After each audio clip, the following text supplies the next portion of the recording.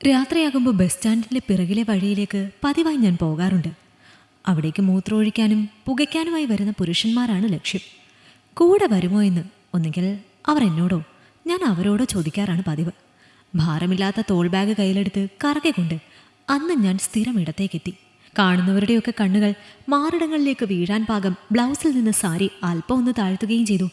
ആ കാഴ്ചയിലേക്ക് ആദ്യം ചാടി വീണത് ലക്കുകെട്ടൊരു മദ്യപാനിയായിരുന്നു. എത്രയാ വരുന്നോ കൂടെ? അയാളുടെ ധൃതി കണ്ടപ്പോൾ തന്നെ വരുന്നില്ല എന്ന് ഞാൻ പറഞ്ഞു.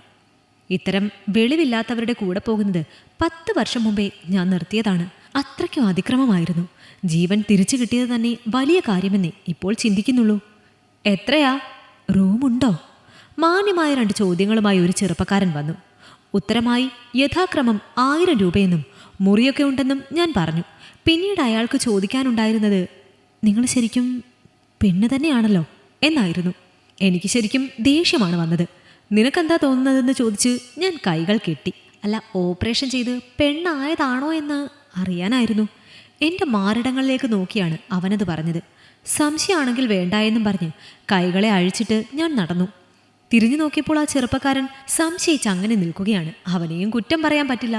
സൗന്ദര്യം എന്ന് വന്നാൽ എന്നെയൊക്കെ എത്രയോ താഴേക്ക് എടുത്തിടാൻ എന്നോണം ഓപ്പറേഷൻ ചെയ്തതും ചെയ്യാത്തതുമായ നിരവധി പുരുഷ സ്ത്രീകൾ ഈ ഇടയായി നിരത്തിലുണ്ട്. അവർ വന്നതിൽ പിന്നെയാണ് എൻ്റെ വരുമാനം കുറഞ്ഞതെന്ന് പറഞ്ഞാലും തെറ്റാകില്ല. പോരുന്നോ? ഊതിവിട്ട പുക മാനത്തേക്ക് ഉയർന്നു വരുന്നത് തെരുവ് വെളിച്ചത്തിൻ്റെ നേരിയ നിഴലിൽ നോക്കി നിൽക്കുന്ന ആള് കേൾക്കാൻ പാകമാണ് ഞാൻ അങ്ങനെ ശബ്ദിച്ചത്. വെറുതെ എന്നെ ഒന്ന് ശ്രദ്ധിച്ചതിനു ശേഷം അയാൾ വീണ്ടും മുകളിലേക്ക് തന്നെ നോക്കി. അങ്ങനെ വിട്ടാൽ ശരിയാകില്ലല്ലോ എന്ന് കരുതി ഞാൻ ആ മധ്യവയസ്കനായ മനുഷ്യൻ്റെ അടുത്തേക്ക് ചേർന്ന് നിന്നു. ശരീരം വിറച്ചതുപോലെ ഒരടി പിറകിലേക്ക് അയാൾ ഒരൊറ്റ ചാട്ടമായിരുന്നു.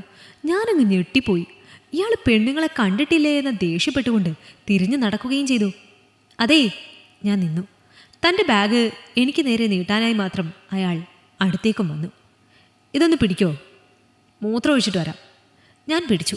അയാൾ കുറച്ചുകൂടി ഇരുട്ടിലേക്ക് പോയി മുൻവശം തള്ളിച്ചു നിൽക്കുകയാണ്. ഞാൻ ബാഗുമായി കടന്നു കളയുമോ എന്ന സംശയം കൊണ്ടായിരിക്കണം മൂത്രം ഒഴിക്കുമ്പോഴും അയാൾ തിരിഞ്ഞു നോക്കിയത്.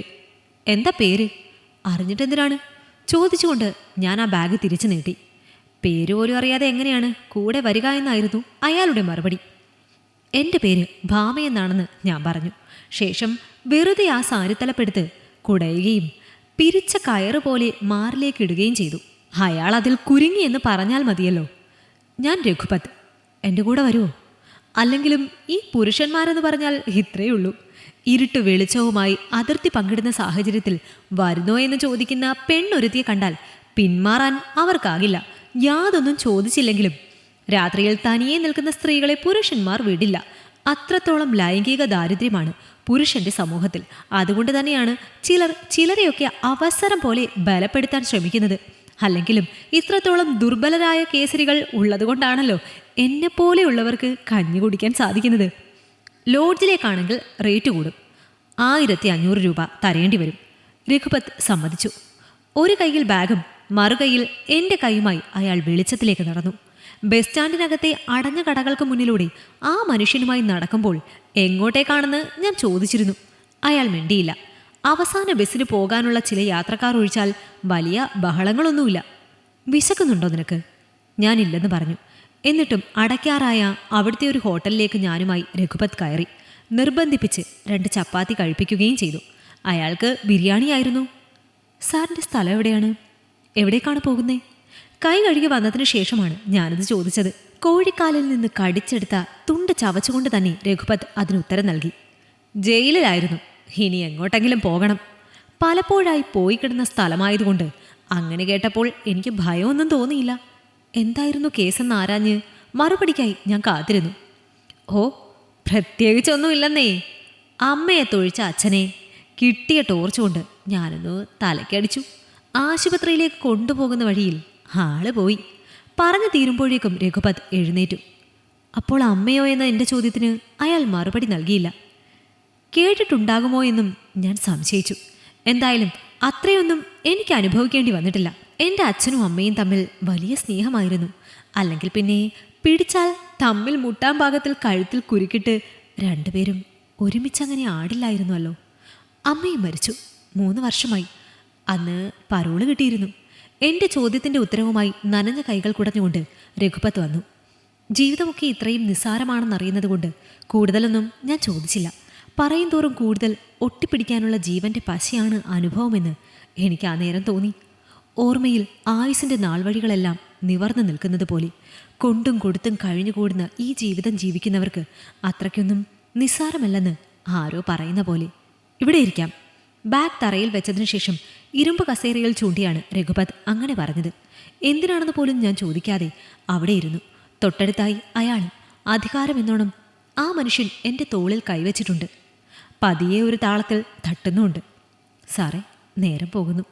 അത് കേട്ടപ്പോൾ രഘുപത് ചിരിക്കുകയും എൻ്റെ തോളിലേക്ക് തല ചാരുകയും ചെയ്തു.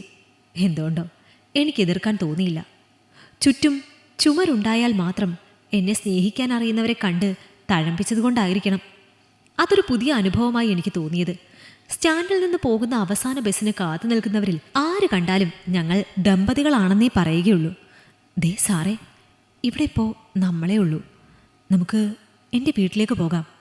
ബസ്സിൻ്റെ വെളിച്ചം കണ്ണിൽ തട്ടിയപ്പോഴാണ് ഞാനത് പറഞ്ഞത്. വണ്ടി സ്റ്റാർട്ട് ചെയ്തിരിക്കുന്നു. ഇതെങ്ങോട്ടാണ് പോകുന്നതെന്നും ചോദിച്ചാണ് രഘുപത് എഴുന്നേറ്റത്.